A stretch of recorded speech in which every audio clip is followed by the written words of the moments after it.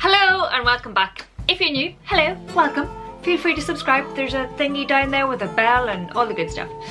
So today we are talking all about the freelancing while traveling. As you may or may not know, I went off to Bali for 6 weeks with my husband and we had an immense time, but I was working while we were traveling and I thought I would share some of the things you should consider, as well as I expected different kind of moments that I experienced. And we can share and you can learn from my experience. So the first thing, internet. While we were booking our accommodation, etc., my main focus was making sure there was good solid internet wherever we were staying. So I used Airbnb.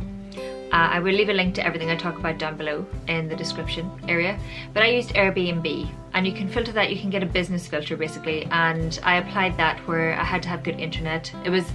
The criteria was internet, aircon, swimming pool for when we were staying in Bali. So those are the main things that I needed whenever we were going to go traveling. And generally if you're going to go stay in a hotel or anywhere like that, you can investigate whether or not they have strong internet. Now, I lived in Brighton for about a decade and I had the highest speed internet I could have in the flat, and it was really good. It was very solid, very stable. I could upload videos in minutes. I could deal with any client issue, no problem. I could upload pictures, you name it, have video conferences, no problem at all. So I did check, and a lot of places would have a couple of meg and whatever, upload, download, and generally it was where we were staying and where we picked, it was quite good for Bali. And that's the thing you have to remember. You have to put it in the bigger picture. You will have good internet for the area. So there were definitely peak moments. We shared the internet with 6 other apartments because we stayed in an apartment style area for majority of our stay. So sometimes there would only be 1 or 2 people there, and other times they would all be full. So then the internet would just almost disappear to nothing, where things would just stall. And whenever we went surfing, for example, I checked again to make sure we had internet and where we were going, and I talked to them and whatever and confirmed, and they said yes, no problem. And then when we got there, where we were staying in the room, the internet, the router wasn't working, and they weren't going to replace it or do anything about it, so the internet in the room wasn't working, and it wasn't working in any of the rooms. So I tried to transfer different, wasn't going to work.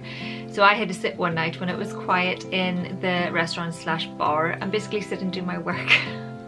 And even then it was painful. And the best internet that I experienced, which was very surprising, was when we stayed on the Giddy Islands. But we had nobody else really using the internet, so I was able to hog all of the internet and do a lot of work and upload videos and all that kind of stuff. So yes, it's be very aware of the internet. Things you can do, obviously do speak to the people that are managing your accommodation, but what I often did was I found somewhere nice to eat and I went there and worked. Again, you will have similar issues in regards to bandwidth, but if you have a good look online, etc., you can find places that have good solid internet. For example, if you're staying in Ubud, Kismet, it has really good internet majority of the time. The odd time it will drop off, but I have in the past, the staff got to know us a wee bit, so I was able to say, do you mind resetting your router, and then it would be fine again. So technology is a wee bit behind in regards to compared to Europe and England and places like that, but you can sort of work and say, do you mind resetting the router, or do you mind if I do X, Y, Z, or can I get on to? You can ask to use the internet on these places. So I did that a few times. I did investigate and found a business hub, so you can do that if you have the finances for that. You can go and you can get a membership for a certain amount of time, and that was something I was considering. But because I was traveling with my husband who wasn't working, I wanted to be able to just go and do stuff. I didn't want it to be like, see you later, see you tonight at some point, and disappear off and do work all day. I wanted to be able to work in chunks, so that wasn't really going to work for me. It would have been expensive for me to do it that way. So basically we would go to a cafe and he would bring a book and I would sit and do work and eat and just chat every now and then. So that worked quite well. But yes, the internet is very interesting. You can obviously get mobile devices, etc., to use for your internet, but if you're like me and you're working and you're online quite a bit, that will disappear really quickly and you will still have similar issues in regards to connectivity. So if you're in a heavily populated area and everybody's using the same network, you're going to have bandwidth issues, the same as you would if you were using the internet. So I had issues generally while I was staying in Bali. A lot of the time it was great. Other times it seems to be any time I tried to have a meeting online, it would just disappear. It would disappear, and I would try to turn off the camera, but because it was starting to chug, everything would run in slow motion, and I had some interesting moments. Yeah, I very much had some interesting moments. It was a shame because that was the one thing that has made me very much consider traveling for longer, and I need to figure out, I am aware loads of people do it, and I'm guessing they do it through business hubs, or they stay in hotels or somewhere with a stronger internet. But I struggle to find good internet all of the time. Especially, it was always when I needed to get something done, the internet would disappear. It was always, you know, that moment where you're like, right, I really have to get this finished.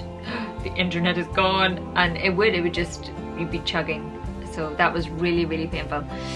The other thing for while you're working is it is incredibly hard to stay motivated if it's your first time of traveling about. Like, it was our first proper break away. We have had wee weekends away and things like that, but not a proper holiday basically in 10 years. So this was a bit of a mix for us. And it was incredibly hard to stay motivated all of the time because it's so warm for starters. So I was exhausted. I found myself randomly napping because it was just so hot. Even with the aircon on, I would basically have to sit indoors with the aircon on full tilt to do any work. I tried sitting working outside, and I got myself an anti-glare screen, which is really good. I would definitely recommend doing that. But I'd be just too tired, it's too hot, or you want to go swimming, or it's like, well, I want to go see that temple, and I'm not going to get the chance to do that again, so I'm going to go and do that. So, you know, these activities always took priority over doing work. And that's maybe not the best idea either, so you kind of have to get a good balance. I was getting more of a balance towards the end, but it was very hard. And I think, again, looking back, it would have been wiser to maybe investigate the hubs a bit more so that I would have had a bit more structure. Next time. There are lots of office spaces available around the world now. They're all starting to open up where there's shared spaces. Some are really good where you can go in and you can pay per day and do it that way. Others you have to have a membership. And for example, when I was in Kuta doing the surfing, we were only there for a matter of days, and I did manage to find a hub there. And I was going to get a free day, which would have been wonderful. But we just ended up spending more time surfing and experiencing and doing things, which I preferred in the end, and it meant I ended up sitting up to 2 or 3 o'clock in the morning trying to get work done because the internet was so painfully slow. It would take me an hour to do something that would generally take me 10 minutes. But I'd rather give up my sleep and have fun and experiences than spend it on work, which, you know, you have to get that balance, you have to do the work, so you're going to have to find a time to do it, but it is very hard to get motivated. One thing that also really helped me towards the end and how I was able to establish much more structure generally and figure out when I was going to do stuff was using a bullet journal, writing it all out and seeing what I had to get done and what my priorities were. I was very fortunate that my main client, well, my clients generally were quite flexible, and they knew that I was off there for the experience and I wanted to see new things. So they were like, well, what's the minimum you can do this week? What can we get away with making sure happens, and that kind of stuff. So they were incredibly supportive, and they made a massive difference to my trip. If I had a more demanding client that, you know, have to, that required lots of management, that would probably have really impacted my trip, and maybe wouldn't have made it quite as enjoyable as it was. So yes, pick your clients sensibly and be aware it's going to be hard to get motivated, but you do have to get the work done, otherwise you're not getting paid and you might lose your clients regardless. So figure out a good way of working with that client and explaining what you're doing. So it might be a case of you have a set number of days to do work and then you have the rest of the week off. I ended up doing a bit of work most days. The most time I kind of took off was when we were on Gili Islands, and that was the first time I really switched off a bit and I did the bare minimum of work, and I spent most of my time out snorkeling and being outside all of the time. So that's generally what happened. That's where I got my tan. But yeah, so be aware of the clients that you're working with, and also be aware of how much work you're willing to do.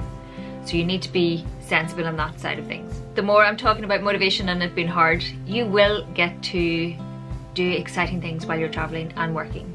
You just have to manage your time, and you also have to have the forethought to think, okay, I really want to see these various things. So it could be I really want to go swimming with turtles, I want to go for a dawn walk on a volcano, and I want to see the rice terraces and whatever else it is. Maybe it's different museums. So you want to just check them out and say, well, they're open between these days and this time and this time. So you need to go during that time period. And if you have a few things, maybe you could organise, like I did for one of the days before we left. I organised a day of it, you know, an adventure day basically. That morning we went to swim in a waterfall, then we went to see the rice terraces, and then we finished it off by going to a water temple, which was beautiful and peaceful and just amazing. So I had, you know, we got a few activities in one day, but that meant a few days prior to that I was doing lots of work and trying to make sure I cleared down the amount of admin I had. So I had to do loads of work, because shortly thereafter that we were flying back, so that would have been another lost day that I couldn't do any work. So you need to be very aware of when you're actually traveling. So you need to do your work in advance, you need to get a good overview, and any trips you really want to do, go and do them. Just maybe stay up the night before and do the work, or stay up that night and do the work. It's what you're willing to sacrifice to do the cool experience.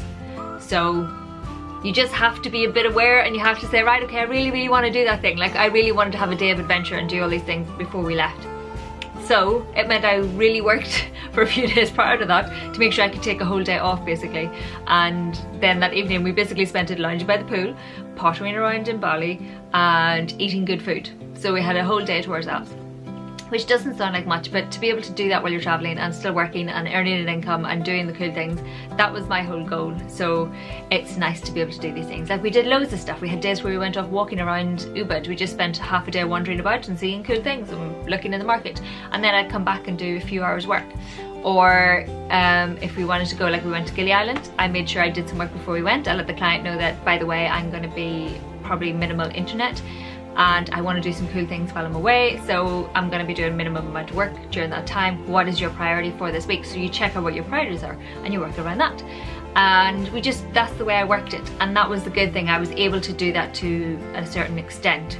Again, if I had my time again, there are certain things I would change. You know, I would get that hub and I would make sure I could go in and work solidly and focus my attention for a certain amount of time and then leave again.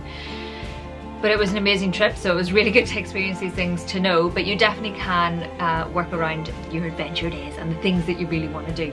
And the last tip I want to give you that I noticed, and it was the best thing I did, and I recommend, this is one thing you definitely have to get it or do it. Get your own power supply. This is a beast of a battery. This will charge my Mac twice. It's a MacSook battery, external battery, and I have an outlet for a new Mac, an old Mac, and my phone. So basically I would be able to sit, I wouldn't have to search around for a plug. I would charge this up at night time and I would be able to just plug this in and plug my Mac in no matter where I was. I didn't have to get a power supply. I didn't have to, you know, you didn't want to be hunting around in restaurants looking for somewhere to plug in or anything like that. I did see quite a few people doing that and I was just ever so thankful that I had this. It is a wee bit weighty and you will have to take it on as hand luggage, but it's worth it. I have used it so often since. It's great for when I have to pop up and down to London for client meetings. I can sit and do work on the train and not worry about having to plug in, although a lot of the trains now have that. But it's the same if I'm sitting in a cafe waiting to meet someone, or if I'm doing X, Y, or Z, I'm not reliant on finding an external power source. I have my battery with me and it rocks. It's really good. It really does charge everything up really nicely. Comes in a nice wee case so it's protected, and it does the job really, really well. And often at a night time I would have this plugged in charging, and then I would have my devices plugged into it, so it was still charging up while my devices were receiving power. So yeah, that's one way of doing it, but this is the best thing, definitely the best thing. I would definitely recommend getting your own external battery. It rocks, but you will have to take it on as hand luggage, which is no bad thing when you're on the flight and you want to do some work or do some stuff. You're sorted. So those are the 4 things that you should be aware of when you're traveling. Like I said, you can work anywhere. You can get yourself an anti-glare screen. I did work on the beach. There are people like, no, you can't work on the beach. I totally did. A lot of the places that we stayed at had tables that you could sit outside and just sit and tap away and do things and have yourself a mojito while you're doing it. If I was gonna go and travel to the other side of the world, I was gonna make sure I could sit and work on the beach. Thank you very much. You just have to be sensible and get yourself an anti-glare screen. which I did, and I was able to see my screen. I got the same anti-glare screen from my phone, so it worked a treat. So I was able to do all my Instagram stuff and make sure I could see the colour really well, and it was all really good. So recommend getting yourself an anti-glare screen as well. I will leave the link down below to the one I have. It's a bit pants in direct sunlight, but you're not going to really sit with the sun shining directly on your computer screen, generally speaking. Well, I never did, it never happened. So that's the only thing. It's more of an anti-glare. It's not a combats direct sunlight kind of screen. So yes, get yourself a battery, get yourself an anti-glare screen, and you can work wherever. If you don't need the internet, you can work on the beach, you can work beside the pool, you can. I was able to use the internet while working beside the pool in quite a few places. It was rather nice. You also have to learn patience, because the internet is going to suck. Just guarantee the internet is, just assume the internet is going to suck. And yeah, just have an adventure, just prioritize having experiences, and if you need to organize your work around the experiences, do, because the experiences are worth having. They're epic, they're absolutely epic, because Bali has completely changed me, so it was definitely worth doing for me. But that's it, that's the whole crack. If you have any questions, let me know down below. Thanks a million for watching. Please like, please subscribe, please tell all your friends, and I will see you in the next video. Bye!